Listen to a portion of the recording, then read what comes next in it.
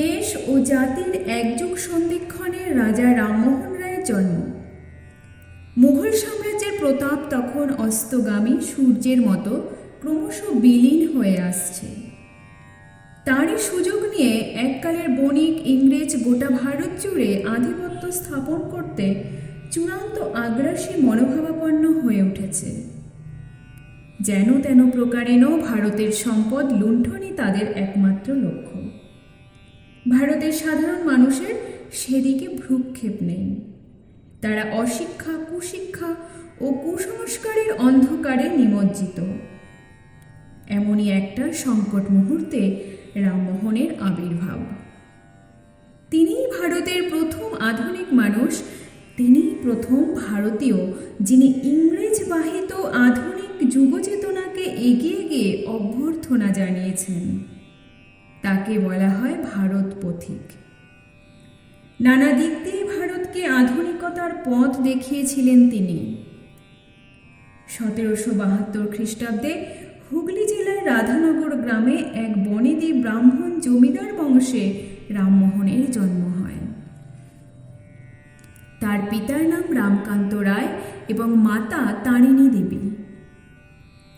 ছেলেবেলা থেকেই রামমোহন ছিলেন অত্যন্ত মেধাবী এবং ধীর শক্তি সম্পন্ন।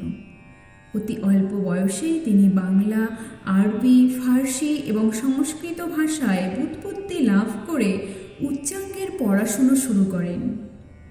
বেদান্ত পড়ার পর তিনি হিন্দুদের মূর্তি পূজার বিরোধী হয়ে ওঠেন। মাত্র 16 বছর বয়সে তিনি হিন্দুদের পৌত্তলিকতাকে আক্রমণ করে একটি বই লেখেন। এই নিয়ে পিতার সঙ্গে তার মতান্তর হয় এবং তাকে গৃহ থেকে বিতাড়িত হতে হয়। এরপর রামমোহন দেশের বহু জায়গা ঘুরে আসেন তিব্বতে। সেখানেও বৌদ্ধশাস্ত্র বিষয়ে তিব্বতীয় ধর্মনেতাদের সঙ্গে তার মতভেদ হয় এবং পরিণামে তাকে তিব্বত ত্যাগ করতে হয়। দেশে ফিরে এসে তিনি ইংরেজি ভাষা শিখে এদেশের ইংরেজ সরকারের রাজস্ব বিভাগে উচ্চ পদে চাকরি নেন এবং শীঘ্রই দেওয়ান পদে উন্নীত হন। কর্মসূত্রে এই সময় তাকে সারা ভারত পরিভ্রমণ করতে হয়। প্রাচ্য ও পাশ্চাত্য উভয় শিক্ষায় সুশিক্ষিত রামমোহন ছিলেন প্রগতিশীলতার মূর্ত প্রতীক। তার জীবনের অধিকাংশই ব্যয়িত হয় সমাজ সংস্কারকমূলক নানা কাজে, নেতৃত্বদানে এবং আন্দোলনে। দেশ তখন অশিক্ষা, কুশিক্ষা এবং কুসংস্কারের অন্ধকারে নিমজ্জিত। রামমোহন সামাজিক কুপ্রথাগুলির বিরুদ্ধে প্রতিবাদের সোচ্চার হয়ে উঠলেন। তারই অক্লান্ত চেষ্টায় সতীদাহ প্রথার মতো নিষ্ঠুর প্রথা ইংরেজ সরকার আইন করে বন্ধ করলেন। গঙ্গাসাগরে সন্তান বিসর্জন, কুলিনদের বহু বিবাহ প্রভৃতি প্রথার বিরুদ্ধেও তিনি সরব হয়ে উঠেছিলেন। বহু বিবাহের শিকার হয়ে যেসব কিশোরী ও বালিকা নিতান্ত অল্প বয়সেই বিধবা হতো, তাদের পুনর্বিবাহের পক্ষেও তিনিই প্রথম মত প্রকাশ করেছিলেন। পরে ঈশ্বরচন্দ্র বিদ্যাসাগরের চেষ্টায় ইংরেজ সরকার সেই বিধবা বিবাহ আইনটিও পাশ করেন। রামমোহনই ভারতের নবজাগরণ আন্দোলনের মহান পথিকৃৎ। সামাজিক কুপ্রথা ও কুসংস্কারের বিরুদ্ধে অবিরাম প্রতিবাদ করে তিনি চিন্তার জগতে নবযুগ এনেছিলেন। এদেশে ইংরেজি শিক্ষা বিস্তারের মূলেও তিনিই ছিলেন। কলকাতায় হিন্দু কলেজ স্থাপনে তিনি ছিলেন মহাত্মা ডেভিড হেয়ারের প্রধান সহযোগী। তিনি প্রকাশ্যেই বলেছিলেন, এদেশের মানুষের মন থেকে পর্বত প্রমাণ কুসংস্কার দূর করতে হলে দেশবাসীকে পাশ্চাত্য শিক্ষার আলোকে আলোকিত করতে হবে। বাংলা গদ্যেরও অন্যতম স্রষ্টা তিনি। তার আগে বাংলা ভাষায় সাহিত্য রচিত হতো প্রধানত গদ্যে। রামমোহন প্রথম অপেক্ষাকৃত সহজ গদ্যে সাহিত্য রচনার সূত্রপাত করেন। তার প্রদর্শিত ধারাকে অনুসরণ করেই পরবর্তীকালে গদ্য হয়ে ওঠে বাংলা ভাষায় সাহিত্য রচনার প্রধান হাতিয়ার। রামমোহনের কর্মমুখর জীবনে বিশ্রামের কোনো অবকাশই ছিল না।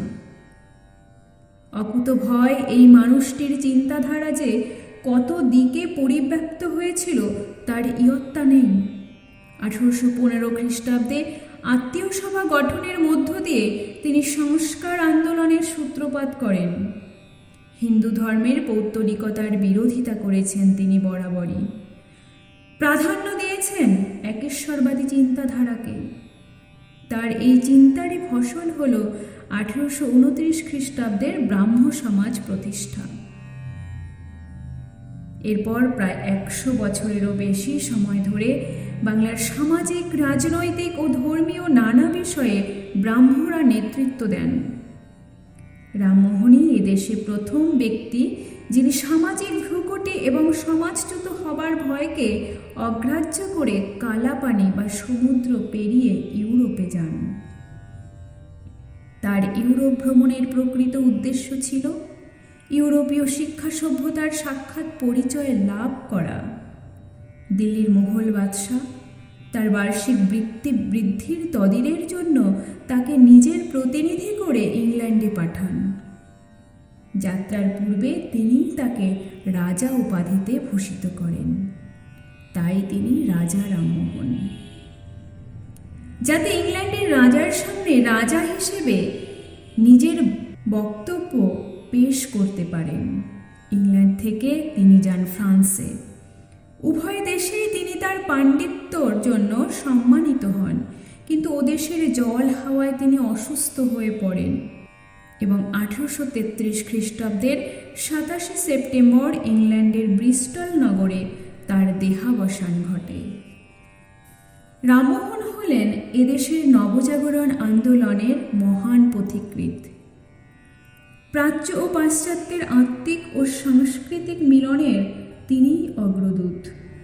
তাই তিনি যথার্থই ভারত পথিক, রাজা রামমোহন। ধন্যবাদ।